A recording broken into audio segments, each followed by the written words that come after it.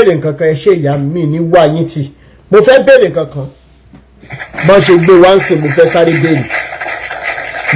béèrè ẹ jọ̀ọ́ gbogbo àwa tí a jẹ́ liberation group members gbogbo ẹ̀yin tí ẹ believe nínú biblical God gbogbo ẹ̀yin tí ẹ believe nínú Quranic God now tí Jésù tó ti jíǹde mọ́ yín lọ́wọ́ he has risen again 2,000 years ago he was crucified he came 30 something years before that 2,000 years but ẹ jọ̀ọ́ in all fairness kì í ṣe fún àwọn pásítọ̀ CAC tí ó kàwé o ẹ̀yin tẹ́ ẹ kàwé tẹ́ ẹ ka ọpọlọ question délẹ̀ ta fẹ́ béèrè fúnra lọ́wọ́ ara wa ń sìn tẹ́ ẹ bá dé lè dáhùn tẹ́ ẹ bá lè dáhùn tẹ́ ẹ tó trantons hey if you don't accept Jesus today the day will come you ṣe tó lórí ìbú nìyí tí wọ́n ṣépè fún yín ni ṣáyé yín fẹ́ bàjẹ́ mọ́ tilẹ̀ ni ẹ má gbẹ̀mí lẹ́mìí gbóná lẹ́nu mo ti tẹ́ ètò olúalọ́ prophet lolúalọ́ mi ìfẹ́ ṣépè lẹ́nu because he's a prophet of biblical God ntí biblical God ntí wọ́n dẹ̀ fi biblical God gbé sílẹ̀ òun là ń báfà ní Nàìjíríà lẹ́nu ẹ̀yin olórí burúkú tó yẹ pé Nàìjíríà lẹ́wà ẹ̀ jáde and you don't even need to go outside Nigeria to know what is going on in the body of Christ. Okay, go on Google. Tí n bá parọ́ ẹni mo parọ́. When I was in Canada, kó tó di pé bóyá mo tún já kúrò ń bẹ̀ jámájámá lọ́mọ wà lórí ìrìn. Now, I read a story. There are 3 aboriginals in Canada. They call them aboriginal. As a matter of fact, they are the original owners of Canada. They are the original owners of this part of North America. Now, at the end of the day, why don't you stay in Nigeria? Jẹ́ kí bàbá ẹ̀ wá gbé mi wá sí Nigeria, James Baba. Jẹ́ kí bàbá lákù bàbá ẹ̀ wá gbé mi wá sí Nigeria. Jẹ́ kí bàbá lákù bàbá ẹ̀ wá gbé mi wá sí Nigeria.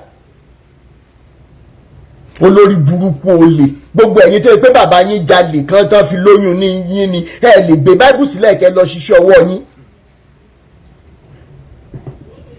ẹ̀yin kọ́ mo wá fún lẹ́ni mo fẹ́ concentrate lẹ́ni now gbogbo ẹ̀yin tẹ́ ẹ jẹ́ learned Christians kì í ṣe irú àwọn tí ó kàwé rárá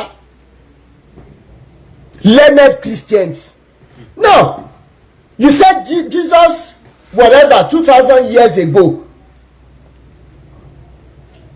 But how can a geologist, a professor of geology, mining, and some other things, how can you juxtapose? Tọ́bání kéèyàn juxtapose nǹkan JUXTAPOSE ẹ lọ wo mí nílẹ̀ kéèyàn gbé nǹkan sẹ́gbẹ̀ẹ́ ara wọn kó gbé yẹ̀wò. Question tí mo fẹ́ bèèrè lẹ́fí máa mọ̀ pé gbogbo ẹ̀yin tẹ́ bá ní ẹbí tó sì lóhun lọ sí church tó ń gbé bíbélì wèrè lẹ́sìn inú ilé oh yes àwọn alámòjútó wọn dẹ̀ làwọn wèrè tó wà lórí pẹpẹ tán pera wọn ní Christian baby pastor prophet wèrè káàkiri àfi tẹ́ bá rí answer question tí mo fẹ́ bèèrè anybody tó bá ti undergo teachings or academical level tó yẹ pé ó mọ bí tí crude oil ti ń wá ó dẹ̀ mọ the details of hydrocarbons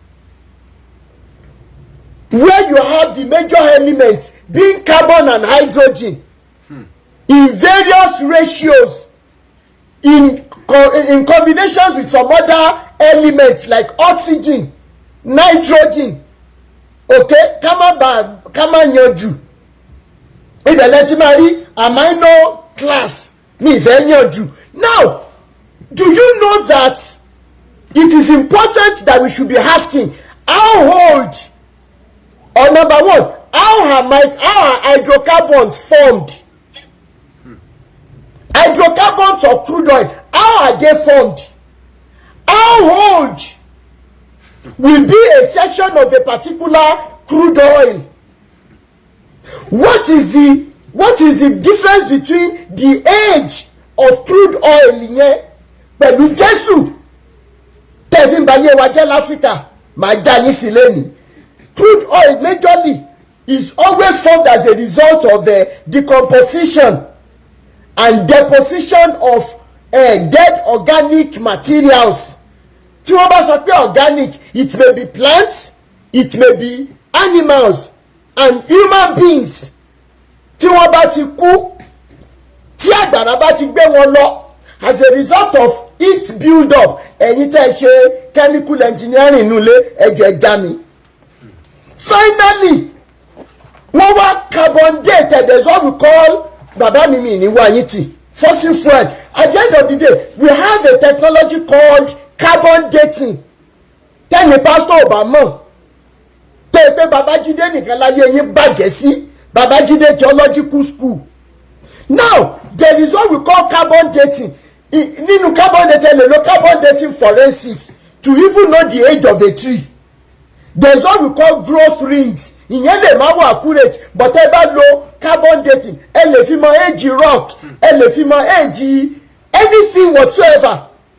Now finally no one sọ fún wa wípé there are some crude oil deposits that have been there for more than 20, 30, 40, even to 100,000 years. Pan discover lẹ́ni. If Bible were to be correct, ẹ má bínú o, ibo ni àwọn èèyàn tó di fossil fuel yẹn ibo náà ti wá. If Adam and Eve will come what year? Year wo náà gbé wá? Ẹ wá down question yẹn. Kí ni age àwọn fossil fuels yẹn? According to studies, kí ni age Bible? Tẹ́ ẹ bá ti lè dáhùn ẹ̀, gbogbo èyí tó fi Bible jẹun tó ti fi Bible gba owó rí lọ́wọ́ ẹnì kankan lórí bá à ń san táìtì ni o, à ń san ìdá mẹ́wàá ni o, à ń san owó ìkọ́lé ni o, à ń san owó ẹ̀jẹ̀ ni o. Gbogbo wàhálà tẹ́ ti fi owó yẹn wò yóò mọ̀ padà sí ìgbésí ayé yín. Mi ìfẹ́ dá ìfàtì rárá lẹ́nu torí mo mọ̀ pé ọ̀ràn yín wá ni. Thank you so much, brother Kọ́láwọlé. What is the age of these hydrocarbons? What is the age of the Bible and Quran tá ń gbé káàkiri? Ẹ má bínú sá, ìwé ò lè ṣe kó má wáyé. Gẹ́gẹ́ bí mo ti ń kí gbogbo wa lẹ́ẹ̀kan sí pé a kú àtàárọ̀. Mr. Rotimi ẹ kú kó lè dáa. Ẹ kú bẹ́ẹ̀ ṣe ń tún gbogbo ẹ̀ ṣe. Ilé àtọ̀nà tí iná ò ní dàrú. Ẹ ṣe bẹ́ẹ̀ ṣe ń láwọn èèyàn lójú. Ẹ ṣe bẹ́ẹ̀ ṣe jẹ́ káwọn èèyàn ojú sí kòtò. But at the same time, ó ní nǹkan kan tí mo fẹ́ kí gbogbo wa ká mọ̀ ní wípé ṣé àwa gangan tí à ń tẹ̀lé àwọn ìránṣẹ́ Ọlọ́run ṣáwa gangan dá Ọlọ́run táwa gangan ń sìn mọ́. Do you get it, sir? Ẹ máa sọ̀rọ̀ yín lọ. Wípé mo jẹ́ Kristẹni, mo jẹ́ Mùsùlùmí, mo jẹ́ oníṣẹ̀ṣe tàbí mo jẹ́ bóyá ẹ̀sìn mìíràn. Ǹjẹ́ mi gangan mọ nǹkan kan tí mo gbé dání àbí mo mọ nǹkan tí mò ń sìn? Kí ni mo bá débẹ̀ ni wípé ká bá wo gbogbo conversation yìí pẹ̀lú Pastor Segun. Níbi tí wọ́n bá tí àwa gbọ́ because àwọn ò sí bẹ̀ gbogbo 20 years ní àwọn ọjọ́ wa. Wọ́n kàn sáré narrate 20 years fún wa láàrin 5 minutes níṣẹ́ gbọ́sà àwọn tó jẹ́ kókó bẹ̀. When it comes to family and relationship, mi rí ẹni tó perfect o, kò dẹ̀ sí past question fún marriage, family and relationship. Àti àwọn ẹni tó fi lè jẹ́ kí Pastor Olúwalọ́gán má lè jáde kí ó má lè hàn sáwọn tí wọ́n jọ wà lọ́dọ̀ àwọn pé báyìí ló ń ṣẹlẹ̀ nínú ilé wọn. Á jẹ́ pé nǹkan kan yẹn ó nágbára ju nǹkan táwọn gan lè control lọ. Ẹ má bínú. Ṣé rí ní ọ̀pọ̀lọpọ̀ ìgbà tẹ́ bá wọ ọ̀rọ̀ marriage ní ọ̀pọ̀lọpọ̀ ìgbà ẹlòmíì kì í ṣe gbógun ayé ló ń jà bọ̀ alábàárín ẹ̀ ló ń di lọ́wọ́.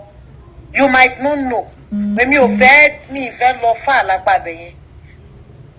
Ṣé ẹ fẹ́ sọ̀rọ̀ ni? Ó ní ẹ sọ̀rọ̀ tán. Torí àwọn kan sọ wípé àwọn kan ní issue pé bí àwọn ti marry lẹ́ẹ̀mejì or something like that. Tí marriage yẹn ò later work. But ṣẹ́rí kíní kan ni mo fẹ́ ká mọ̀ ni pé ṣẹ́rí men of God ẹ jọ̀ọ́ nítorí tọ́lọ́run they are not angels. Let us know this. Ìyá mi. Ṣáwọn ò ní agbára àti rí ẹrú relationship báwọn ń lọ into wípé kò ní work.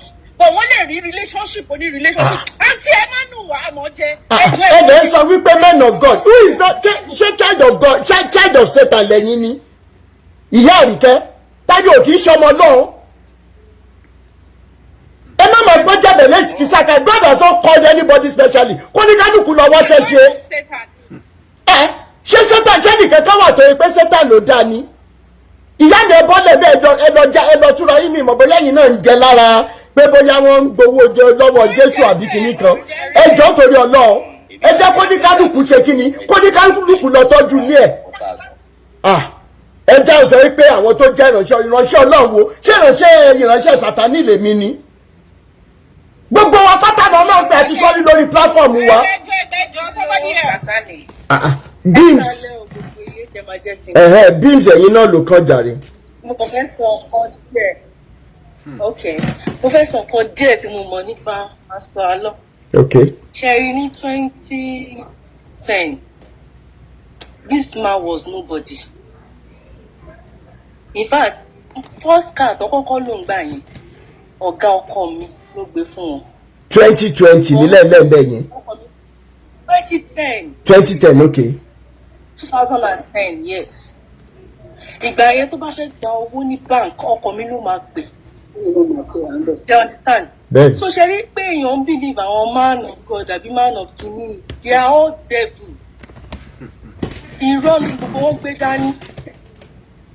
bàbá ńlá irọ́ ni gbogbo wọn gbé dání. so mi ti ẹ̀ believe máa yẹn for anything gbogbo nǹkan tó ń lé ní láìpẹ́ owó ni kó ti kọ́rọ̀ jọ. nísìnyí tọkọ mi bá pè kò kí n pick up. ìgbéraga yẹn ti wá pọ̀ gan. so àwọn tó ń tẹ̀lé mi mọ̀kọ́ tó rí lára máa yẹn o. olè làwọn náà ìyá mi olè ni wọ́n olè ni wọ́n. mi ò lè mi fẹ́ sọ̀rọ̀ dípà ni because I know him so well. àǹtí ẹ fún wa low down. ẹ̀wọ̀ ẹ jẹ́ ká orí social media láwa yìí. ẹni sùúrù tó bá ibi brother Emmanuel ẹni sùúrù mi ìfẹ́ da ètò òru ó máa kàn yín sìn mo fẹ́ kí sister Beams ṣetán ẹ mọ̀ jẹ́ ká dà pọ̀. ṣé rí gbogbo àwọn tó ń sọ pé pásítọ̀ kìíní kan kò sí pásítọ̀ kankan bì kan owó ni gbogbo wọn ń lé pásítọ̀ tó ní ilé epo tó ní rédíò station káàkiri ṣé pásítọ̀ nìyẹn. ẹ̀jẹ̀ ń preach ẹ̀fún ẹ fi ń bayé àwọn èèyàn jẹ́. pásítọ̀ even àwọn tó ń tẹ̀lé káàkiri ẹni tó ń preach fún kò sí nǹkan kan kò help. Very stingy a man. Very, very stingy. Ẹ ṣe ìyá mi. Ẹ ká gbọ́rọ̀ wọn sẹ́gbẹ̀ẹ́ kan bọ́ Ọlọ́run máa gbà wá lọ́wọ́ wọn. Àmín. Nǹkan tó ń kọ́ mọ̀ ni. Thank you so much. Ẹ jẹ́ ká sojú abẹ́ǹkù ẹ má jẹ́ ká máa pọ̀ bọ́ lọ́ọ́ pàjá lọ́bọ̀ fúnra wa. Emmanuel ló yẹ bá mi gbó sókè ẹ béèrè question yín. Ẹ ṣe gan sir. Ẹ ká lẹ́rù. Yes sir. Ṣe ní púpọ̀ nínú àwọn tó ń sọ̀rọ̀ ń bì most of them mo believe pé wọ́n rán most of them láti wá sọ̀rọ̀ ni àwọn tó wà ní comment section èmi àti yín ti sọ̀rọ̀ àti sọ lórí phone question wọn tí mo fẹ́ béèrè lọ́wọ́ àwọn followers wọn tí I'm very sure ó yẹ káwọn gan ọmọ àwọn àbí ó láìsí kó yẹ kó àwọn gan wà ń bí ìsìn tó ń gbọ́ program yìí bóyá probably wọ́n fi another hand wọ́n fi join program yìí. Bẹ́ẹ̀ni. Now the question mi bí lọ́wọ́ ni pé ṣé ìpè wọn ló sọ pé wọ́n àbádọ́n ìyàwó wọn àtàwọn ọmọ wọn sí Lyon ní France tí ìyà fi ń jẹ wọ́n. Ẹ̀jẹ̀ ìgbélé ni wọ́n àbádọ́n wọn sí. Lyon ní France ṣé ìpè wọn ló sọ pé wọ́n àbádọ́n ìyàwó àtàwọn ọmọ wọn bí òbéèrè jù ẹ ṣe gan. Ònìyàn question náà jù sẹ́yìn tẹ̀ wà nù lẹ́sìn ṣé calling ló jẹ́ kí a man of God yà abandon ìyàwó àtàwọn ọmọ sí Lyon ní France ní béèrè jù yẹn lọ. Now fún gbogbo ẹ̀yin tẹ́ ẹ̀ mọ̀ in tó jẹ́ agitation ẹni tó because some of you ṣì ń béèrè wípé okay o kí ni nǹkan tó wá ṣẹlẹ̀ gan. In tó fa agitation ẹni tó kọ́kọ́ gbé kéèsì yìí wá ni wípé wàhálà ṣẹlẹ̀ ní chọ́ọ̀chì tí Pastor Segun wà ní Adó Èkìtì lórí ọ̀rọ̀ pé obìnrin oṣobìnrin wọ́n ní obìnrin wá sùn ní Saturday wọ Sunday àwọn ará chọ́ọ̀chì pé ìyàwó Pastor Segun wá ó digbọ́n mi sí omi òtó àlẹ́jẹ́lì wọ́n dẹ̀ jà wọ́n pe Olúalọ́ dẹ̀ ní pé kó kẹ́rù ẹ̀ kó máa lọ pé kó kinní kan náà in tó tí tí ẹni tó gbẹ́jọ́ ẹ̀ wá tó ń bínú ni wípé òkè Olúọlọ́ fún rẹ̀ tó lé ọ̀rẹ́ ẹ̀ síta pé torí wípé nǹkan báyìí ṣẹlẹ̀ ẹ dúró ná allegedly ṣé Olúọlọ́ fún rẹ̀ mọ́. It's a simple question. Is Olúọlọ́ not guilty of this same thing tó ní pé tó embarrass máa yẹn fún? That's the question we are asking today. Thank you so much, brother Emmanuel. Ẹ̀yin tẹ́ bá ní answer fún question yẹn ẹ jọ̀ọ́ ẹ jẹ́ á mọ̀.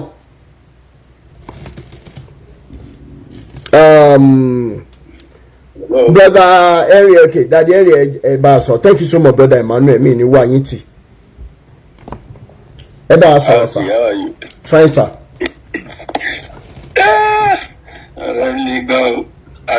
Àwọn tó wò yín gan ju àwọn tẹ́ wò lọ.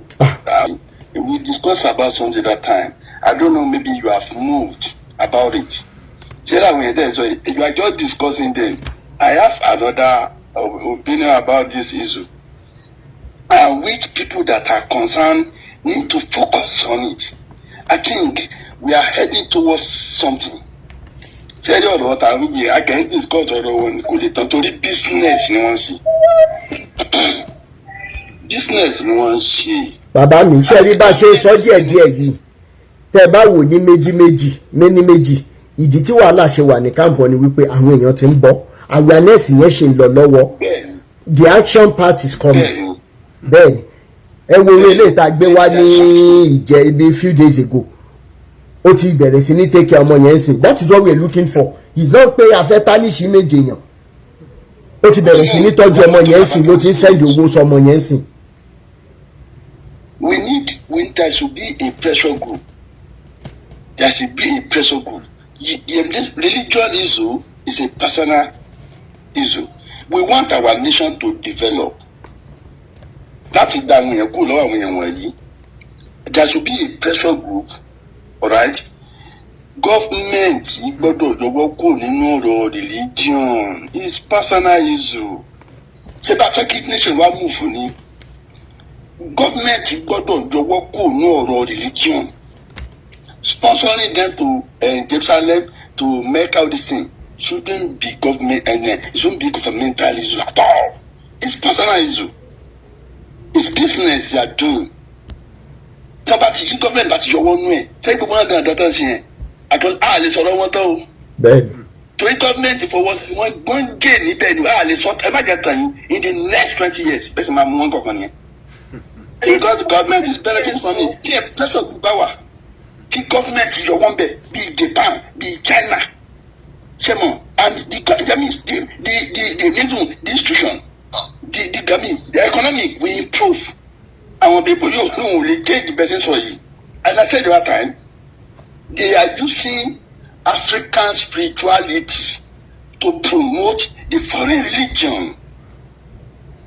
You know, let me tell you something. No, Audi. Time ago, I have issue. I don't want to. It's over to open. Me and you and some others, we have discussed these things around the Dokudu some time ago. Yes. Because this issue, that's it. It has been long time I have that trait in you. I know you are going to deal with this people. Anytime. These people, they need to know that the business they are doing, when I go together, and they can go to any length, that the government need to remove hands from sponsoring them to Jerusalem, sponsoring them to Mecca, wasting billions of naira. Look, I asked a lot of people, how could a PhD holder follow that church? I am 10. I told you the other time. Business what I involved in what would be. I look so stupid sometimes. I just remove myself. And you know now. I just move myself away from it. I look so stupid. Promoting foreign religion with my African spirituality. Bí mo ṣe ń sọ ìpọlọpọ wọn mọ mi ẹ gbàgbé òṣì tó bá rìn dé ni ló máa pàdé. Government need to remove hand from it. If you want to move, gbogbo àwọn churches dáadáa lè yẹn kí wọ́n dá ilé iṣẹ́ lè ṣe pure water kankan lẹ́wọ̀ better. Instead of lọ sí babaláwo Segun and no I told you that time And even the African assessment, they should stop. Bẹ́ẹ̀ni, gbogbo wọn pátá. That's off cleaning here. That's another deal entirely. But I want people to change. Bitterness, I think so. Our conscience. This is bad. People will repent too bad now. Deal what business in one say now. Let's do that thing. And we need pressure group. Even at the Federal House of Assembly and even Red Chamber, that government have to remove hands from it, from religion. This shouldn't be sponsoring religion again. It's part of it. People go, les sortants láyé. Àwọn kan ni wọ́n dá wà jẹ́rẹ́ ọ̀pọ̀lọpọ̀ àwọn tó lọ sọ́dọ̀ wọn. Ojúbọ̀rọ̀ kọ́ ni wọ́n fi ń lọ sọ́dọ̀ wọn. Ó ti yé yín náà. Ó ti yé yín. Ẹ̀bẹ̀ ká sọ yẹn lọ. Ẹ ṣé bàbá. How do you continue now? Ọlọ́run á pọ̀ bẹ̀jà ń wú ẹ̀ bàjẹ́. Ọlọ́run. Ẹ ṣé bàbá. Thank you. Aṣàkẹ́fà ẹ bá ń gbọ́n sókè ẹ jẹ́ ká stay lórí content tá a gbé wálé ní lórí gbogbo ẹ̀yin tẹ́ bá fẹ́ sọ̀rọ̀ lórí Tolú alọ́ whatever tá a gbé lórí àti Pastor Segun ẹ jẹ́ ká mọ̀ ní comment section ká lè gbé yín wá sókè. Aṣàkẹ́fà ẹ bá mi gbọ́n sókè jàre. Hello, Uncle Rotimi. Ìyá mi dáadáa. Yeah. Yes, sir. Well done. Ẹjọ́ yìí tẹ́ wà ní platform with all due respect ẹ ká lẹ́ gbogbo everybody. Tá a bá pe èèyàn ní èèyàn Ọlọ́run or ẹni ìfàmì òróró hàn as you people always say it. There are certain criteria that is expected of an except to be anointed man of God that will now ascend that altar to now be using the Bible. So, when you now fall short of that characteristics, then what is the godliness in you to be called? What is the element to be called a child of God? Máa fi àmì ìfòróróyàn àti Bible máa fi gba pátá ń di ìyàwó oníyàwó àtàwọn ọmọ ọlọ́mọ máa fi bá yí aláyé jẹ́ wá ní ká má sọ̀rọ̀. Àwọn kan máa sọ pé èèyàn náà ni èèyàn Ọlọ́run. Pastor, àwọn èèyàn náà ni wọ́n, àwọn èèyàn náà. What does the Bible teach you about flesh? What does the Bible teaches you about temptation? Only flee from every appearances of evil or of unrighteousness. Only flee kò tí ẹni kẹ́ máa cast and ban if we should go according to what the Bible says. Let alone ẹ ṣẹ̀ṣẹ̀ wá ń bọ́ pátá ẹ ṣẹ̀ṣẹ̀ wá ń bọ́ pant oní pants ń báyàwó níyàwó sùn. So what does the Bible teach you? Ẹ máa sọ pé èèyàn náà lè yan Ọlọ́run kí làwọn náà wá lọ́bẹ̀ kí làwọn náà ṣe. Of what, as I always say, of what is the essence of the salt you call yourself and the light you call yourself, that you can't light the world, that you can't create a high level of morality in our society. Instead they can build the church kiri property, and you people, you will say gaze on God, the author and finisher of our faith. But meanwhile, you are not gazing on that God. You are collecting all these people, all these poor people's resources, and of you invest. Resources, only resources. My friend, authoritatively, my mom said he used to be an Okada rider. He was from a very, very poor background. He was there, and he came preach. Meanwhile, you people, you are collecting all what you are collecting, and you are strategically investing it in filling station, investing in radio station. By the time in a few years, you see, I don't think the governor of state come. And meanwhile, money. Because èèyàn tó bá ń gé sí focus lórí that glorious day, that destination that every one of you are preaching. All of you, you will not be accumulating this crazy wealth that all of you are accumulating. This word will not mean anything to you people as you preach to us, the church member, that let this word be nothing to you. Just focus your gaze on that that golden heaven. Torí ẹ lè ṣe máa mú ẹ ṣáà máa ẹ máa invest àti gbogbo yín ẹ drop gbogbo nǹkan tó tẹ ní àti júrì yín o àti ilẹ̀ àti gbogbo nǹkan yìí ohun ayé nǹkan ní ẹ má bẹ̀rẹ̀ nǹkan ẹ má don't be a lover of the world and ìfẹ́kúfẹ̀ẹ́ inú ẹ̀ wọ ẹ̀yin gan lẹ̀ ṣe ìfẹ́kúfẹ̀ẹ́ inú ayé jù. Ìpànìyàn ọwọ́ pásítọ̀ láti jí o láti bá ritual ọwọ́ pásítọ̀ rape ọwọ́ pásítọ̀. All kinds of talk of any kind of atrocity in this world. Emma Wanipe he's a pastor too, he's a human being. Could he just go away? Tell who want justification. Human being that is a human could he just go away? Kilo of what point? Join MC Oluomo Kema baby on the Lolori street. And in mind. But so long as you mount that podium, you call an altar and you are doing rather. Tẹ́ bá ní irùngbọ̀n sí a máa fi irùngbọ̀n yín a máa fi fà yín kúrò lórí ọ̀tá yín lórí eléyìí tájọ wà yìí o gbogbo yín ẹ ti ṣiṣẹ́ àfi kẹyà jáwọ́ nínú ìwà ìbàjẹ́ ìwà òṣì ìwà rádaràda. Bẹ́ẹ̀ni àní jù bẹ́ẹ̀. Ọmọdé bá wù gan tó yẹ kẹ́ ẹ bá wí ẹ̀yin gan ẹ̀yin tẹ́ pé yín bá yín níṣẹ́ ìránṣẹ́ Ọlọ́run àti jí o ẹ̀yin ló ń bá nídìí ìwà ìbàjẹ́ ìwà òṣì ìwà rádaràda yẹn. So what do you now want to tell your congregation? That you are human, that you are flesh and blood. Why not subject that flesh and blood? Why not subject it to go under God's authority as you always preach to your congregants?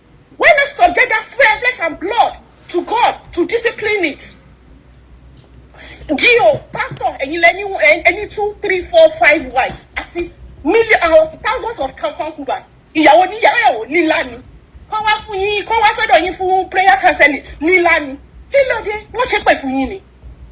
Bó ṣe ń pè fún yín lójú òtí yín ẹ dẹ̀ mú Christianity yẹn gan ẹ kàn sọ di rádaràda. Torí wọ́n mọ rí foundation lẹ́nu bẹ́ẹ̀ni. Today Christianity is synonymous to wickedness. It's synonymous to wickedness. The highest level of wickedness in the land is perpetrated at Christians, leaders and Christ followers, all in the name of Christ. Ẹ ṣe ìyá mi. You are perpetrating evil every now and then.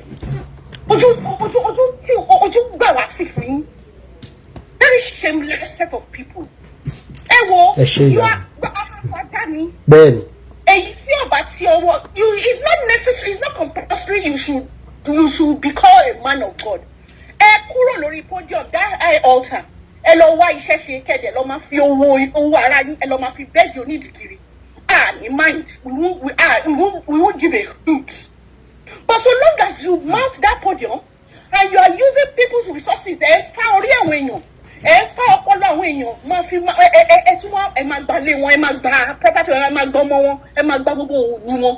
So long as you use our altar to scam people, we use our own mouth to gbogbo wọn tabani àfìfà yín bọ́lẹ̀ kájẹ̀ ti grace. Let's start it tomorrow. And the Lord Almighty, you will make a public show of shame of each every one of you, evil GOs and pastors. The Lord will make and announce your shame all over the world. How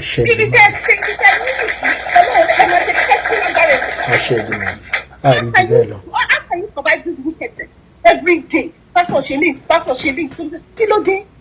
Àwọn area boy gan, kó wà ní city gan, wọn ṣe wọn perfect team evil tó jí o àti. Ẹ ṣé ọ̀rẹ́. Thank you so much.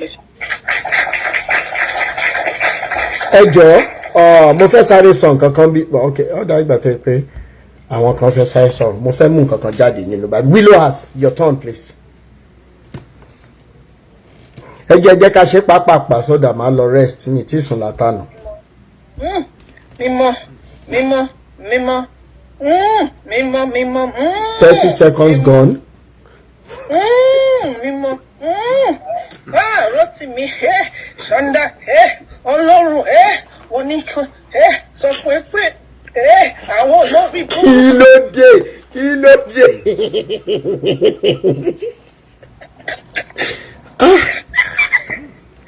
Wo ẹ ká sọ àbí ẹ ká lẹ ṣé tí mú Jack Daniels ní. Mi tí mú mo tiẹ̀ kọ́kọ́ fẹ́ lọ sùn ná. Ẹ wo àwọn liberation ẹ lọ ra Jack Daniels o. April this is all.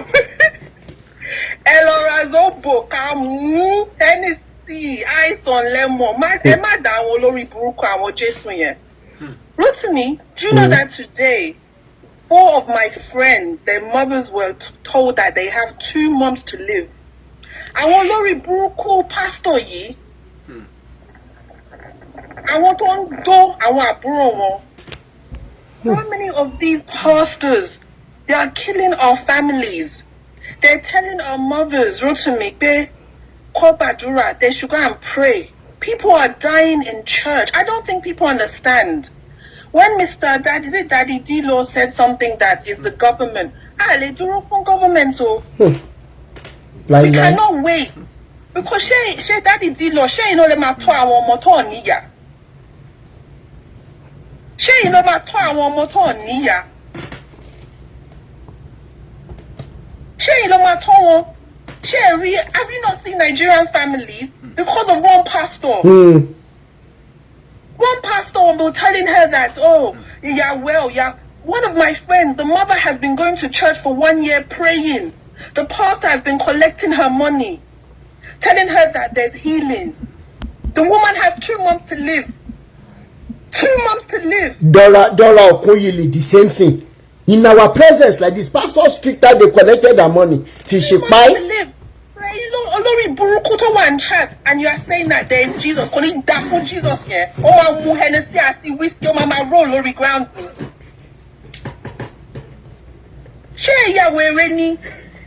How can you, as a Yoruba man, Yoruba woman, be saying, oh, Jesus lo mashe? So many of you, your parents are going to die this year, Egba. And you know that I mean RIP, yes, because you are going to these stupid churches that are telling you lies. So many lies. Your parents are 50, 60 years old. Your mom is telling you she's ill and you are allowing her to go to church. You are even using your mouth and saying, let's go to pastor. Pastor that is touching his cucumber. Konisheshe. Etidosi school. You went to school for 7 years to be doctor. And that Olori Buruku Bible is telling you do not rely on your own understanding. She ya wereni. Am I taking Punyi Jack Daniels lale you? Ba Punyi.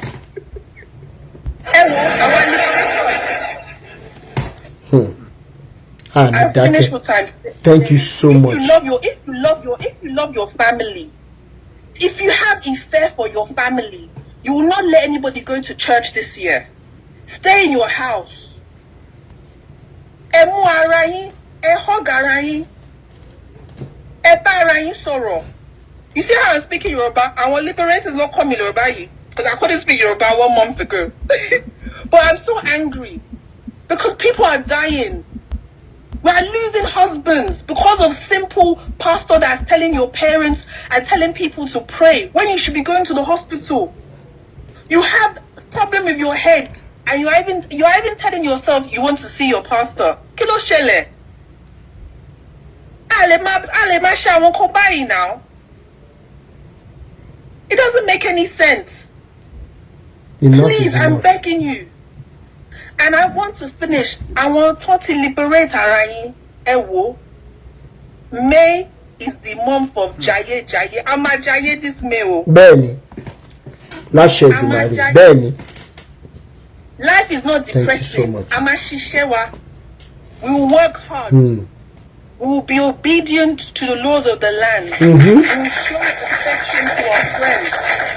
We will show affection to our family. Oh yes. You don't need to pray. Do the work that you have to do. Call your parents, call your wife, call your husband. Don't let any pastor tell you that your life is over. Don't let any pastor tell you that because you're not married or because you are a widow or because you don't have money. Enjoy your life now. You don't need anybody to guide you. Esheo. Thank you so much. Really appreciate it. Thank you. Ṣókí lọ doge. Ẹjọ́ bí mo sọ o, ẹjọ́ jẹ́ ká ṣe ní ṣókí Braymat ṣe wà ńbẹ̀ pápápá. Yeah, I'm right. Ẹjọ́ má jẹ́ ká fi tọ́pìkì tó gbé wa wá sílẹ̀ o. Mr. Rotimi. Sir. Alálẹ̀ Adúrótì. Adé orí Yorùbá tán gbà tán sọ di adé ẹ̀gún mọ́ wa lọ́wọ́. Alálẹ̀ àbáwá gbà padà. Àṣẹ Ìdùmarè. èmi researcher lèmi ìtorí ẹ̀ mo ṣe ń jẹ́ ìṣirò ọpọlọ. At a point mo bẹ̀rẹ̀ sí think kí ni nǹkan tí bíbélì ṣe fún wa irú damages wo ní bíbélì ti kọ ló ti dá sínú ọpọlọ wa ló ti dá sí ilẹ̀ wa havoc wo ló ti ṣe fún wa. I come out with the result. ẹ jẹ́ kí n start here. Mo kọ́ béèrè lọ́wọ́ ara mi, what is the Bible? Could you believe Bible is a historical book of dead people of 1500 years ago to the dead and alive people of 21st century. Check me out. Dead and alive people of 21st century. Then what is the purpose of reading Bible? The purpose of reading Bible is listed as follows. Dead by eyes. That is number one. To accord derived to Batinka Bible. Dead by eyes. Only in the Bible you will find the definition of faith, which says believing what you hear, not what you see. That's the first thing I find in the Bible here. Second, dead by body. Only in the Bible you will learn to replace miracle to what your body could do. E.g., MFH. That is manna from heaven. MMM. Miracle money maker. CBS. Cheap believing expectation Xbox. I want to tell you derive in here. 3. Dead by brain. Only in the Bible, the children of the rich slavery would uphold and embrace a falseful religion given to their forefather in the damn law of prison with padlock in their mouth. Number 4 said, dead to rebirth for rebirth. Clearly dead to rebirth for rebirth. Only in the Bible, you will see John 3:3. Master command tone said, truly, truly, I said unto you, unless, except, or you must be born again. Remember what next after being born again? Baptism. Once you become born again, you baptize, right? Immediately you baptize. You wash away your original sins and name. You wash it away right inside the water to rebirth and rename as Paul, Peter, Rebecca, Juliana, which means non-marital child. That's all the meaning. Non-marital child. Meaning Yoruba is Somali. Symbol of Somali. Take it of me. Symbol of Somali. Jesus Christ of Nazareth is our boss. God of Israel is our father. Omali Akoriani Sioni o Ilu Ayo Jerusalem o ìlú ògo dàbí that is to say ibi tí wọ́n wà yẹn ìlú bàbá ẹ tó jàjàjàjà tó tún fi restore ìlú yẹn fún ẹ ìlú kò ń ṣèlú ayọ̀ kò ń ṣèlú ògo àbí tí ó connect mọ́ ìran bàbá ńlá bàbá ẹ wẹ́ ìyẹn ní ìlú ògo àbí àtúmọ̀ wá tẹ̀síwájú pé àfìgbà tí ojú mi bá rí o yóò máa gbọ́ gbogbo ìyà tí mo jẹ ojú láti 1960 to 2025 ojú rẹ̀ tí rí náà àbí kókó jẹ àgbọ̀ 1% of your time. ojú àwọn tó ń gbowó yẹn rí wọ́n ṣàǹgbó Rolls Royce wọ́n ń jẹ tó wù wọ́n ní family time àwọn táwọn sanwó yẹn láyé wa ń bàjẹ́. Okay, now what is the meaning of all this now? What is the meaning of all this? The meaning is go and become a rebellion, wage war, disobey against your forefather, mother, ancestor, and your land because they are all useless. That's just what they are telling you. And they are evil. That is what they are telling you. Now, only the country that reject religion brain colonizing is China, which make them become your living God. Watch around the world, watch around you, watch everywhere today. Without China, you are completely dead. Just look at yourself from A to Z. Look at your house. Look at whatever you have acquired so far. They are all made from China. Without them, you are completely dead. It's zero colony. Experiment me. When I go on the experiment, in my own over religion country, one leading Pentecostal church has 23,800 branches. Second leading Pentecostal church has 21,000 branches. Third leading Pentecostal church have 3,500 branches. The only three church built 48,380 buildings. Church only three church. What about if we added the rest church? How many buildings would that give? Now let those assume it. If these 48,380 buildings alone were converted into factory, what are we going to get? We are going to get flat what did I call it? Flat unemployment. That's what we're going to get. Now, let's go to that same Bible. But in Proverbs 16:27, only a worthless man, plot heavy, and his speech is like fire. Can I come again? Tètè bá mi ṣe pápápá ẹ bá mi round up so that others náà máa sọ̀rọ̀. So what am I saying? If you go to the meaning of that thing that I read now, only that where idle hand, devil works up, idle lips are his mouthpiece. Now today the question is, what introduced heavy to us? What introduced crime, insecurity? What introduced all that to us? Now let me just go to the apology. I really want to do apology to you, Nigerian pastor. Please don't upset against what is befalling you, and don't upset with us. Please, it is your prayer answer. Remember, each time we go to church, camp, or revival, the major and number one prayer you pray for us is open heaven. So the prayer was very answered. Thank you for that. Today, many of us are now in that open heaven that you have been praying so long. Some of us are now in European open heaven. Some of us are in America open level. Some of us are even Asia, even Israel. Israeli, Palestinian. Some of us are there today. So now we are just beginning. Please, now we are just coming back to tell you how the heaven look like. You are upset. Why? Even those the remaining member in your church planning to join us. So prepare for more attack, because no one would come to open heaven that would not give report of what he sees. Possible.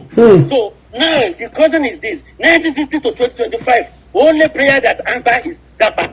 That's only prayer. Now, finally, can any pastor tell us today? Can any pastor tell us today one thing that Christianity has prevented in Nigeria? Be ye good leader, scammers, stealing, lie, thieves, fornication, killing, lesbian and gay, rapists, corruption, disunity and hatred, fear and disharmony, distrust, insecurity, fearful, faith prophecy, life testimony, including systematic sex from our so-called men of God. So, them are going to man say doju adura ti mi, o ti doju adura ti o. Because according to any man say doju adura ti mi, oloni ke ma dawe, oloni ke ma duwe oku. When we are look at and away, down way ko. Tan se gbogbo lára wa nísòro tá a nílé ni. That is the only thing tí mo fẹ́ improve everybody gbọ́ clearly. Ìṣirò ọpọlọ ni brain mass ẹ máa gbé tó bọ̀. Ẹ ṣé bàbá mi, ẹ bá ń pàtẹ́wọ́ fún bàbá, ẹ bá ń pàtẹ́wọ́ fún bàbá, ní wá yín tì. T-Royal, ó yá pápápá, T-Royal.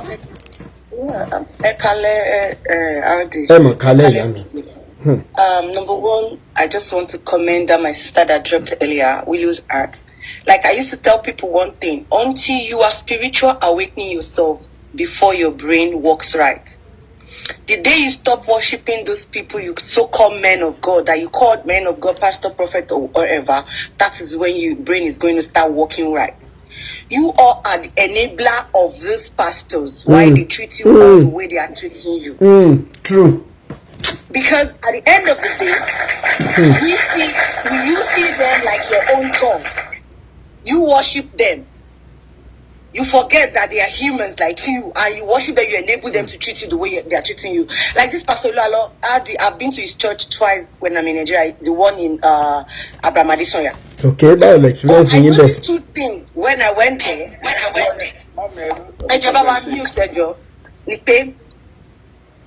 Èèyàn tí kò ṣe iṣẹ́, tí kò ṣe àbọ̀, that has different assets. Ẹ̀yin tẹ́ wá kàwé, ẹ jókòó lápá ọ̀tún àti lápá òsì, ẹ ń kó dollars àti pounds sílẹ̀. Tẹ́lẹ̀ sọ pé professor ni yín, honourable ni yín, kìíní kan ni yín. I am not sorry to say this. Those people are the foolish ones who enable this pastor to manipulate other gullible people. Ben. Bàtà àwọn illiterate jẹ́ pé wọ́n wá owó òjijì kàgbà tí wọ́n ti. Kí ni tàwọn tí wọ́n láwọn lọ léwe àwọn ọlọ́pọlọ? They are professors and everything, and they are sitting there. Like me, I said one thing to someone. I said, Our people, they are like club members that milk you that you are growing, take from you, and they use it to enrich themselves. Until you all start having this spiritual awakening, curing to pay. Ketomo wípé Ọlọ́run tó àwọn ń pè kò ṣe Ọlọ́run Elédùmarè tí àwa mọ̀. Me, I happen to come from Benin. Mo fẹ́ dárúkọ ni, but èmi wá láti ilé àwọn tó ń ṣe ìṣẹ̀ṣe.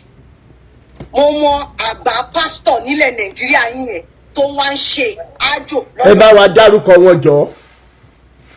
Tó wá ń ṣe. Ẹ bá wa dárúkọ wọn Fàájà Nation lélẹ̀. Màá ní ẹ̀mí tó wá ń ṣe ìṣẹ̀ṣe ní Benin Republic. Ẹjọ́ díẹ̀ mú mi, ẹjọ́ díẹ̀ mú mi. Torí yín ò bá ti gbé, torí yín bá ti burú, wọ́n sì máa rèpù yín, máa bá yín sùn. Mo ń gbọ́ táwọn kọ́kọ́ pé wọ́n ya wèrè. Àwọn wèrè kọ́ńkọ́ ní comment section àwọn àgùntàn wọn wípé don't judge, touch not my anointing, don't judge my anointing. Kò ní dá fún yín, kò ní dá fún anointing. Àṣẹ Èdùmàrè. Oh.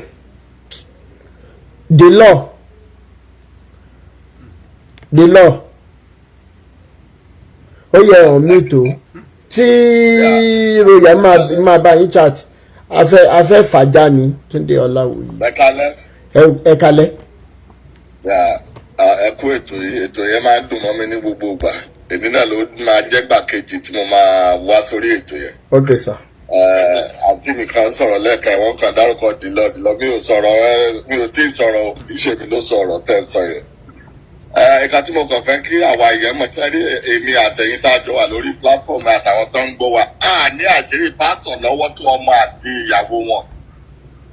Tá a bá ń ronú gan ẹ rí pé ẹbí ẹni bá ti jẹ́ ẹbí ẹni bá ti jẹ́ pásítọ̀ bí ọmọ bí ìyàwó, wọ́n ń dára dé ẹ̀sìn yẹn torí wọ́n mọ̀ pé irọ́ ni ọkọ tàbí bàbá wọn pa. Bẹ́ẹ̀ yẹn jẹ́ ọmọ babaláwo ó mọ ọ̀rọ̀ tí bàbá ẹ̀ ń pa. Bẹ́ẹ̀ ẹjọ́ mọ àlùfáà ó mọ ọ̀rọ̀ tí bàbá ẹ̀ ń pa. Bẹ́ẹ̀ ẹjọ́ mọ àfáà ó mọ ọ̀rọ̀ tí bàbá ẹ̀ ń pa ju gbogbo ènìyàn. Ẹ wá rí i pé àwọn tí mo dárúkọ bí ọmọ bí ìyàwó wọn ń fi taratara bá wọn ṣẹ̀tì yẹn gan. Ṣùgbọ́n ìgbà tí ojú wa là tí kánsẹ́lì wá jáde. Bẹ́ẹ̀ni. Ni bàbá wọn wá ń pè wọ́n pé ọmọ yìí ó dà kójú ẹ̀ fọ́. O ò rí owó tí mò ń rí níbí ni. Kí ni iṣẹ́ tí mò ń ṣe ń bí báyìí? Kí ni wàhálà tí mò ń ṣe tí mò ń rówó yìí? Òun náà fi ń kánsẹ̀lì ọmọ wọn wá wọnú ẹ̀sìn báyìí tí àwọn ọmọ àlùfáà fi ń di pásítọ̀ táwọn ọmọ wọn náà fi ń di wòlíì òjijì. Torí wọ́n ti mọ̀ pé òwò ńlá ni bàbá wọn ní. Religion pátápátá òwò ni. Bíbélì gan mọ̀ pé ó máa já. Olóbi sọ pé ní ìkẹyìn pé gbogbo ènìyàn la máa sọ oríṣiríṣi tá à ń sọ yìí. Ó mọ̀ pé àṣírí máa tú. Wọ́n mọ̀ pé irọ́ ni. Ṣùgbọ́n àwọn keywords kan wà nú ẹ̀sìn. Ẹni tí ò bá ṣọ́ra tó bá gbọ́ kò ní lè lọ mọ́. Ẹ má bínú ẹ̀yin obìnrin wa. Àwọn obìnrin gangan ní iṣẹ́ ẹ̀sìn. Àwọn ló ń polówó wọn. Àwọn ló ń sọ̀rọ̀ wọn. Àwọn náà ni wọ́n dẹ̀ tún rọ́bìṣì jù. Torí àṣọ ọkùnrin bọ́kùnrin bá lọ sí ṣọ́ọ̀ṣì lẹ́ẹ̀mejì mẹ́ta. Nítorí bá ti ń wọlé ọ̀fútọ́ náà ò bá gbó máa já pa kúrò ńbẹ̀ ni. Ṣùgbọ́n àwọn obìnrin náà ló máa rorí mọ́bẹ̀. Obìnrin náà ló sì láti pé ká pè wọ yàrá kan tàn jẹ torí àwọn gan gèlè ẹ̀tàn bùbá ẹ̀tàn ìró ẹ̀tàn náà wé lọ síbẹ̀. Obìnrin ò fẹ́ gbàgbọ́ tọ́ báyìí ká sọ pé àdá afọ́mọ yín àdá afẹ́yìn náà kẹ̀dẹ̀ máa lọ bẹ́ẹ̀. Wọ́n sì fẹ́ gbọ́ ìran, wọ́n sì fẹ́ gbọ́ àlọ́, wọ́n sì fẹ́ gbọ́ ẹ̀tàn. Àwọn obìnrin wa. Àlọ́. Wọ́n fẹ́ gbọ́ làwọn nígbà tá a wà ń kékeré àìmọye àná náà ń pa fún alálàálẹ́ ọmọ oko lèmi tó máa ń pa fún adé alálẹ́ láì ṣe pé ọ̀rọ̀ bá débẹ̀ bí mo ṣe ń sọ̀rọ̀ àmì 57 years mi ò lè rántí mi. tó bẹ̀tẹ̀ ọ̀rọ̀ bíbélì wí kíní kan wí ike wọ́n fi mú wọn ni ṣùgbọ́n ọmọ wọn mọ̀ pé irọ́ ni bàbá wọn ń pa ìyàwó wọn mọ̀ pé irọ́ ni bàbá wọn ń pa ṣẹ́ẹ̀dẹ̀ rí irú bàbá tó sọ̀rọ̀ pé òun ti wà ń bẹ̀ pẹ̀lú olúwa lọ 20 years yẹn orí ẹ̀ ló mú afọ́jú òkè ń ta lúdò àwọn tó bá ti gọ̀ bẹ́ẹ̀ náà mú mọ́ra àwọn tó bá ti gọ̀ bí tirú bàbá yẹn kí ló ń ṣe 20 ọdún. tó dẹ̀ rí gbogbo bàbá mi mi ní wáyé tì tó dẹ̀ rí gbogbo atrocities tó ń ṣẹlẹ̀ ń bẹ́ẹ̀ bí. ó gbà pé ṣé ẹ rí ẹ máa gbọ́ ọ tí orí bàbá tó ń sọ tó wá sọ̀rọ̀ yẹn mi ò mọ̀ mi ò rí ṣùgbọ́n òun gan mọ̀lẹ̀ ń bẹ̀ ó mọ gbogbo irọ́ ó mọ gbogbo ọ̀dàlẹ̀ ó mọ gbogbo èké ìgbà tí ọ̀ wá pé iye tó wá expect ń bẹ̀ ni pé ó máa ṣẹlẹ̀ pé o lè tí ẹni ìjà tó ń dẹ̀ ń bá lọ sóko lè ó yẹ kó máa mú 10 kó máa mú tẹ́ mú kan ìgbà tí ò sí nǹkan kan ló ṣe kó jáde wọ́n jọ ń parọ́ olè yẹn ni wọ́n jọ ń bóbìnrin sùn ní kọ̀rọ̀ ni wọ́n jọ ń lu ìyàn jìbìtì ni. ìgbà tí ò rí ẹ̀sùn lẹ́yìn àpò báyìí ló ṣẹ̀ jáde yìí tó bá sọ̀rọ̀ fún ní ẹ bèrè lọ́wọ́ ẹ̀ pé ṣé kò rí àṣìṣe olúwa lọ rí ní kọ́nà ni kò máa lè olúwa lọ. ẹ tó lọ àlọ́ owó lọ́wọ́ ẹ̀ ni torí wọn irú wọn náà náà rán níṣẹ́ torí ó gọ̀ òun náà máa rán lọ sọ́dọ̀ mọ́mì báyìí lọ sọ́dọ̀ ọ̀nà rébù báyìí wọ́n á dẹ̀ gbé sínú mọ́tò lọ òun á tún lọ gbowó wá ó dẹ̀ máa túmọ̀ pé owó nítorí kó tó kúrò lé náà tó máa sọ pé owó ló fẹ́ lọ gbà wá o èrò ọkàn ẹni pé kó gbówó délé ká bu tiẹ̀ fún ṣùgbọ́n ìgbà tí wọn ọ̀dẹ̀ fún sàṣàṣà náà ló dẹ̀ máa ṣe ẹni bá dẹ̀ ṣiṣẹ́ ìránṣẹ́ Mr. Rotimi mo fẹ́ kó mọ kinní kan tí èèyàn bá jẹ́ pásítọ̀ tàbí babaláwo tàbí àfáà tí èèyàn 100 bá wà lẹ́yìn wọn wọn lè máa ṣírí ẹ̀tọ́ o òru la máa ń dá ronú tó bá ṣe mistake tó fàṣírí kan àwọn ọlọ́sàn tó rí pé kò yẹ tó bá di ọ̀la ó máa yí òun padà bí ọ̀nà oko ṣe yí padà ọ̀nà ẹnu náà máa yí padà bẹ́ẹ̀ni a yí ọ̀rọ̀ yẹn padà mọ́ wọn lọ́wọ́ torí pé ẹni tó ń ṣiṣẹ́ ìránṣẹ́ bíi pastor bíi àfa experience mo ti ń sọ̀rọ̀ yìí o ó gbọ́n aláyídáni ìdàní onímájíìkì ni ó dẹ̀ rí à kò easy láti cancel èèyàn pé ẹjọ́ kájọ máa jalè o kò easy o kò easy àti tó bá ń fi àwọn tó ń rí díẹ̀díẹ̀ so gbogbo wọn tó ń tẹ̀lé wọn lè gbọ́n tó wọn lè mọ̀rọ̀ tó ń pa kẹ́hìn tó mọ̀ pé òun fẹ́ di magical stone sọ́wọ́ tí òun náà wá sọ fún yàn àfẹ́ tó bá jẹ́ ráìpà díẹ̀ tọ́jọ́ jalè yẹn ọ̀rọ̀ mi ò ju báyẹn àwọn ọmọ pásítọ̀ àwọn ọmọ àlùfáà àwọn ọmọ babaláwo wọn kì í bá wọn ṣẹ̀ sí o torí wọ́n mọ̀ pé irọ́ ni bàbá wọn ń tà fáráyé. ẹ ṣé bàbá thank you so much thank you so much ọ̀rọ̀ yẹn deep ó deep ẹ jọ brother Kọ́lá ọlẹ́ ẹ bá wa mute.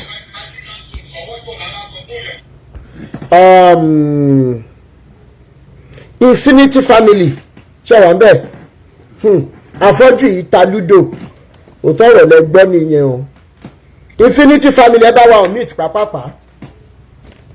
Mo wà ń bí o my brother. Yes sir. I have been with you from the moment you started and I've been listening to you.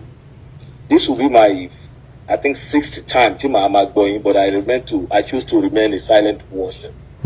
But today what you have been saying is just a powerful one. I want to say kudos to everybody. Àwọn tó ti sọ̀rọ̀ mo gbóríyìn fún yín àti ẹ̀yin náà brother mi apá yóò ní káyọ̀. àṣẹ Èdùmàrè. Ọlọ́run tó fún yín ní ìmọ̀ tẹ́ ń lò kò ní gbà lọ́wọ́ yín. àṣẹ Èdùmàrè. Ẹ gbà mí láàyè kí n kàn sọ díẹ̀ ọ̀rọ̀ mi mo ti bẹ̀rẹ̀ láti bẹ̀rẹ̀ pẹ̀lú ọ̀rọ̀ yẹn dẹ̀pọ̀ but màá make sure pé mo cut ẹ̀ díẹ̀. Number one brother mi ẹ má jẹ́ kó máa comment section kó fún yín ní kind of aggressive mood. Anybody ló ní right to their opinion. You are doing a wonderful job, I must tell you the truth because that's your belief and don't let anybody divert your attention. Nobody can steal your joy. Let me just tell you that. I've listened to you many times and I've watched you. Before I came into the platform, àwọn èèyàn ọmọ mi níwọ̀nba díẹ̀. I stand on truth. You know how I managed to get the truth in this life? Number one, mo ti ṣe ìṣègùn níbẹ̀rẹ̀ ayé mi. Ìyá mi Muslim ni background. Ìyá mi ó padà ó jẹ́ kí n di Christian so ẹ̀sìn mẹ́tẹ̀ẹ̀ta ni mo ti ṣe. I can tell you a lot about the religion. And I've been talking about the word of God, undiluted word of God. Let me put it out so I can classify it. Undiluted word of God for close to 40 years. So, màá kọ́kọ́ bẹ̀rẹ̀ lórí ọ̀rọ̀ alọ́ lẹ fi bẹ̀rẹ̀. Ṣé yín? Bẹ́ẹ̀ni. Not pẹ̀lú the other pastor.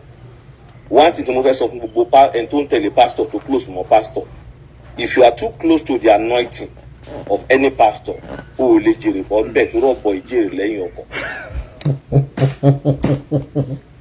You can quote me anywhere. I am telling you the gospel truth today because I have done it for years and I've planted many churches in Nigeria before I moved to United States. For láti 2020, mi ò step any church mọ́ nígbà tí mo rí ìmọ́lẹ̀ fúnra Ọlọ́run. Let me tell you this, there is difference between religion and the mystery of God. Any man of God, tó bá pèrè man of God, kó já mi ní tí mo sọ yẹn. If you can differentiate between the two, then I will respect you. The mystery of God is revealed to the people who truly believe in ìṣẹ̀dá tó dáa. Bó jẹ́ òun ṣe Mùsùlùmí ni o, bóyá òun ṣe anything whatsoever. The only thing tí gbogbo ẹ̀sìn tó tọ́ka sí ni the faith. Kí ló gbàgbọ́? Gbogbo ẹ̀sìn pátápátá. A kàn ń báyé ilẹ̀ aláwọ̀ dúdú jẹ́. Thank you, Adeola Oluwa. God bless you, my dear daughter. A kàn ń báyé ẹ̀sìn jẹ́ ni. All in the name of ohun tá a fẹ́ jẹ àti belief ìranù tá a gbé sórí. Now, too many fake people in the society. People just want to come out and talk about spirituality. Spirituality is not a religion. You can be a professor of whatever, you can be anything. I've never attended theology school, but I can quote Bible from Genesis to Revelation without looking back. The truth is this, Bible is an encyclopedia of life. I don't know whatsoever you call it. If you call it anything, you are a fake idiot. I'm not sorry to say it. What do I mean by encyclopedia of life? Ìwé tó tọ́ka sí bó ṣe máa gbégbèsè ayé ẹ̀ kò ní kó o lọ sí ẹ̀sìn. Ìtàn àwọn èèyàn tó ti gbégbèsè ayé dáadáa tọrọ wọn tó nítumọ̀. Ṣùgbọ́n torí pé o lè táwọn èèyàn fẹ́ ká. Wọ́n máa interpret ẹ̀ lọ́nà tó máa suit ìwọ. Tó máa suit wọn to convince you to get what you have. Tí n bá béèrè bí wàá sìn pé gbogbo ẹ̀yin tẹ́ wá ń bì í ẹnìkan bẹ́ẹ̀ ń bì báyìí Títílayọ̀ lórúkọ ẹ̀. Out of 788 people, one person will be here tó ń jẹ́ Títílayọ̀. Èmi ni pastor, èmi ni màá lórogún ìyá ẹ ló ń ṣe ẹ lọ mú nǹkan wá ká bẹ́ẹ̀ ṣe because you are lazy and dumb. You don't know who you are. Mọ ẹni tó jẹ́ ìwọ náà kó o lẹ̀. These are the problems we have in the society. Let me tell you, there are two things in life tó ń ba ayé àwọn ènìyàn jẹ́. Number one thing tó ń ba ayé àwọn ènìyàn jẹ́ òun ni miracle. Number two thing tó ń ba ayé àwọn èèyàn jẹ́ òun ni principle. And you see, out of the two, one is the main thing. I said this somewhere yesterday. Lọ́dọ̀ Mama Exabod. You see, you look for miracle, but ojú ẹ ti fọ́jú pé principle supersede miracle. Kí ló ń wá miracle kiri fún? Tí miracle yẹn bá bàjẹ́ lọ́wọ́ ẹ, tí ò ní principle láti regenerate ẹ, kí ló ń bá ká? But when you have the principle, you will generate billions of miracles. Ṣùgbọ́n orí àwọn èèyàn orí wọn ti kú, wọ́n ti yọ̀lẹ, wọ́n ti gbàgbọ́ nínú Babaji o, àwọn ló lè ṣe. Babaji o fúnra rẹ̀ ò tí ì rí ti ara ẹ̀ rò. Bàbá tó sọ̀rọ̀ tán lẹ́ẹ̀kan yẹn, ó ní ta ló close mọ́ àwọn tó màṣírí pásítọ̀ jù, tó màṣírí ìmáàmù, tó màṣírí bàbá aláoníṣègùn, ìyàwó wọn ní lóòótọ́ àtàwọn ọmọ wọn. Gbogbo àwọn pásítọ̀ tán ti lọ ẹjọ́ mélòó nínú àwọn ọmọ wọn ló ń ṣe ẹ̀sìn tí bàbá wọn fi sílẹ̀? A big question. Mélòó nínú wọn? Kò sí. Identify yourself and have a principle, because principle gan ló dá ilé ayé. Principle ló dá ilé ayé. So why are you now looking for miracle? If you talk like you are correct, all because of what all these acclaimed pastors are doing, wọ́n á jẹ́ kó o ṣe Ọlọ́run.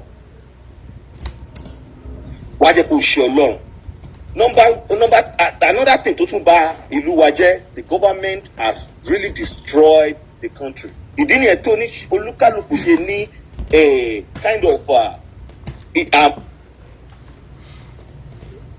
ẹ má bínú torí time sister Ìdòwú Jẹ́gẹ́dẹ́ 2 minutes mi ní time lọ títí fún lẹ́nu sister Ìdòwú Jẹ́gẹ́dẹ́. ok ya ibo lẹ lọ tẹ́lẹ̀ nẹ́tíwọ̀kì gbé yín sá ló yẹ sáré sọ̀rọ̀ mo ṣáà ń wo wá yín ló wá yín. ó yẹ sáré bá wa sọ̀rọ̀ ẹ sáré bá wa sọ̀rọ̀ 2 minutes ẹ jọ. ẹ ṣe sà olórí burúkú ni Ṣẹ́gun. kí lẹ rí. olórí burúkú ni Ṣẹ́gun àti Olúalọ because Ṣẹ́gun bẹ ṣe ń wò yẹn. bẹ́ẹ̀ni. ó máa ń bá àwọn kwaya sùn kiri ni o nígbà tẹ́mi wà ní Nàìjíríà. ẹ jọ ṣe ní evidence lọ́wọ́ ẹ jọ. mo sọ wípé ṣọ́ọ̀ṣì tí ó kọ́kọ́ fún Olúalọ gbàrà nígbà tó wà ní Ìkọ̀tún Ìjẹ̀bú ní church tó kọ́kọ́ fún gbàrà tó kọ́kọ́ bẹ̀rẹ̀ ibi tó kọ́kọ́ bẹ̀rẹ̀ ìgbésí ayé ẹ̀ nìyẹn. orí òkèèrè ló wà tẹ́lẹ̀tẹ́lẹ̀ orí òkèèrè ló ti ló wà fún orí òkèèrè ló máa ti ń wá sí church yẹn ló ti máa ń wá sí church yẹn dáadáa bàbá mi ni bàbá àjọ church yẹn o kẹlẹmọ. kí lorúkọ church yẹn ìyá mi.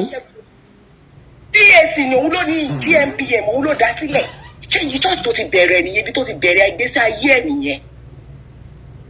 ẹ jẹ́ bá wa sọ̀rọ̀ à ń gbọ́ yín bẹ́ẹ̀ ni.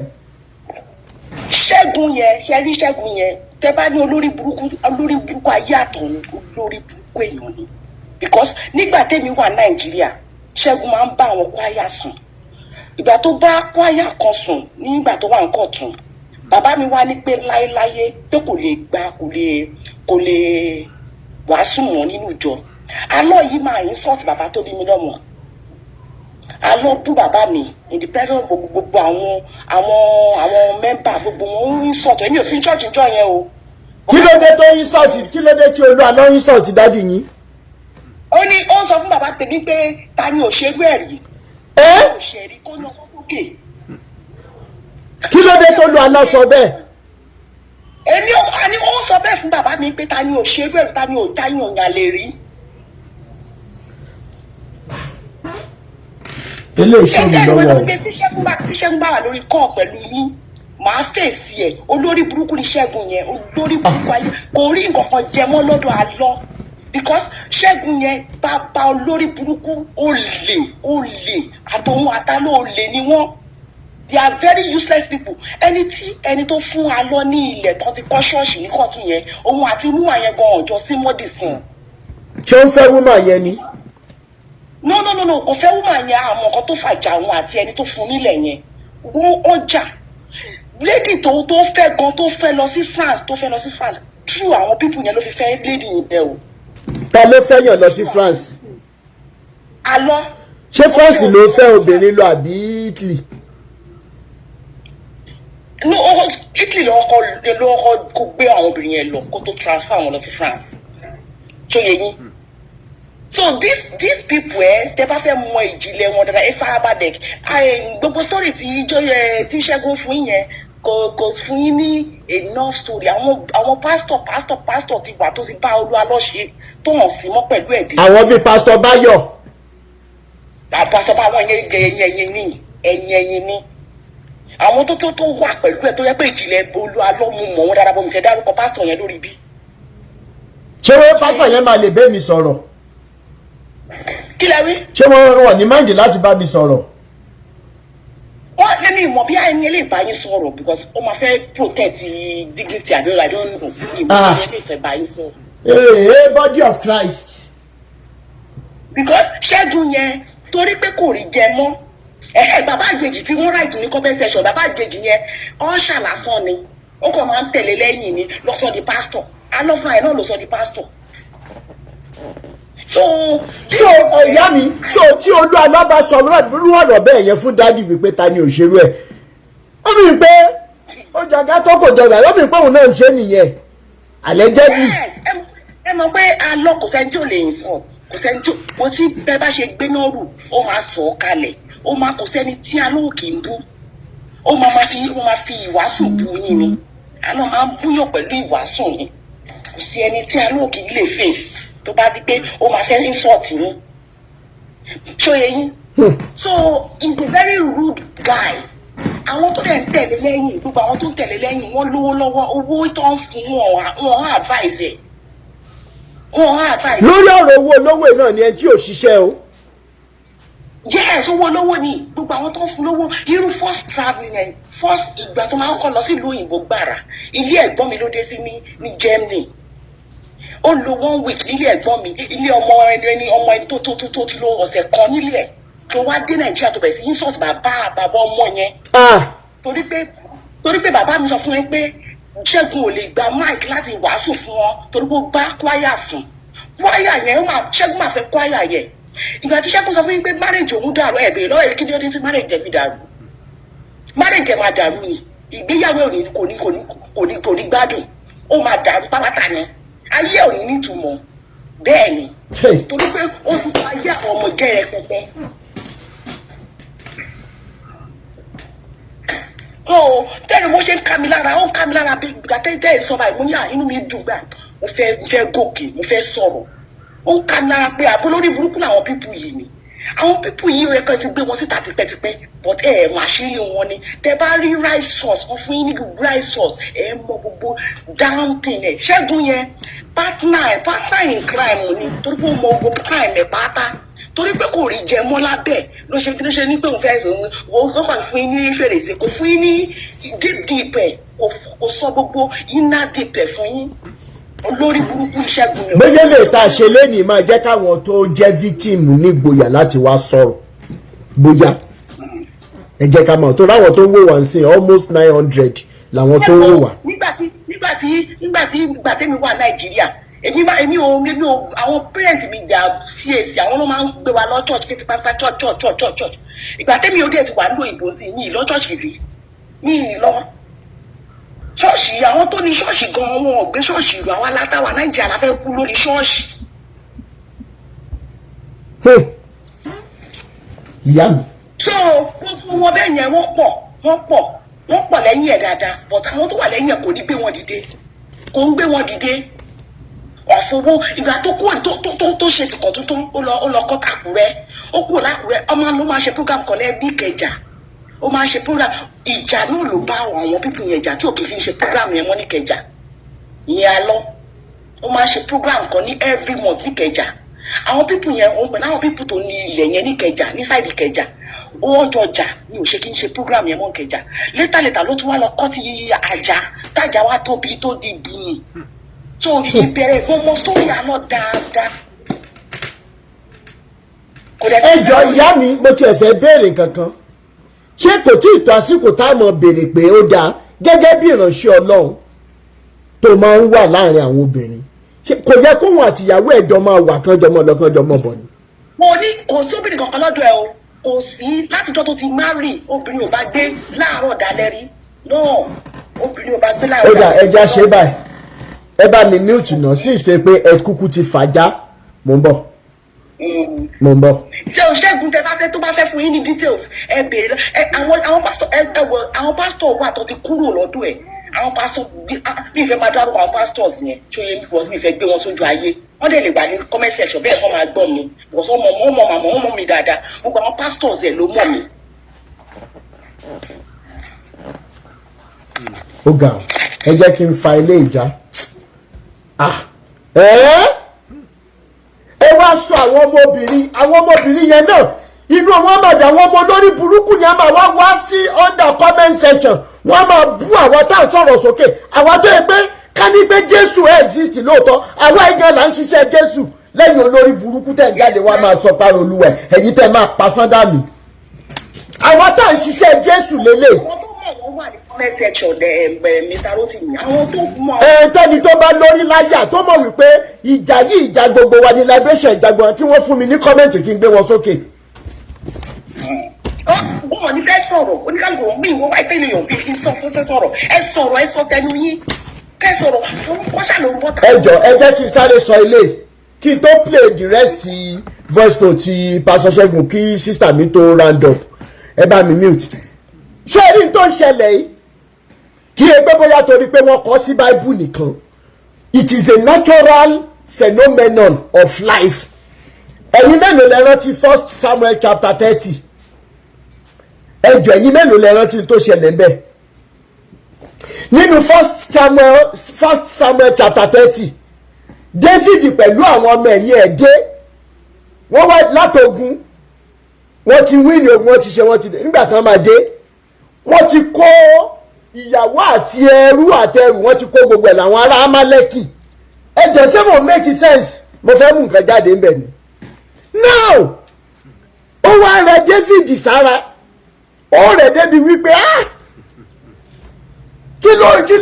kí la máa ṣe ẹsẹ̀ mọ̀ pé David náà bí àwọn pásítọ̀ yìí ó fẹ́ràn obìnrin so tàwọn ìyàwó ẹ̀yẹn gan lásán ó máa dùn ju nǹkan míì lọ jẹ́ pé bóyá ó fẹ́ràn àwọn ọmọ Ísírẹ́lì ló ṣe nígbà tó yá tó di pé wọ́n fẹ́ lẹ̀ lókùtà pa ìwọ náà kí ni kí n ṣe ǹjẹ́ kí n lé wọn lọ Ọlọ́run ní biblical God wá fọhùn pursue and overtake ibi tí wọ́n ti ń lọ ibi kẹ́dìlú wọn lélẹ̀ báwo náà ṣe mọ direction bí tá tẹ̀ kọ̀ọ̀kan wàhálà ìjọ mi nìyẹn finally ibi tí wọ́n ti ń wá àwọn ará Amálẹ́kì kiri tó máa ń jẹ́rí story yín wọ́n wá pàdé ará Amálẹ́kì kan